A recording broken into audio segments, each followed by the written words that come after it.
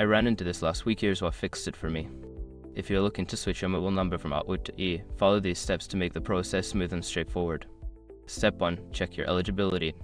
Before starting the porting process, ensure that your Outlook account is active and you don't have any outstanding payments. If your account isn't active, you won't be able to transfer your number. Step 2. Request a PSE code. Contact Outlook customer service to request a porting authorization code PSE. You can do this via their website, app, or by calling. The PSE code is valid for 30 days, so make sure to use it promptly. Step 3. Sign up with E.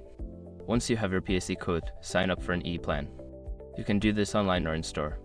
Make sure to provide the PSE code during the sign-up process to ensure your number is transferred correctly. Step 4. Wait for the transfer. After you've signed up with E and provided your PSE code, the transfer process will begin. It usually takes up to 1 working day, but it can be quicker. Keep your Outlook SIM until the transfer is complete. Step 5. Confirm the transfer. Once your number has been successfully transferred, you will receive a confirmation from E. Test your new SIM in your phone to ensure everything is working correctly.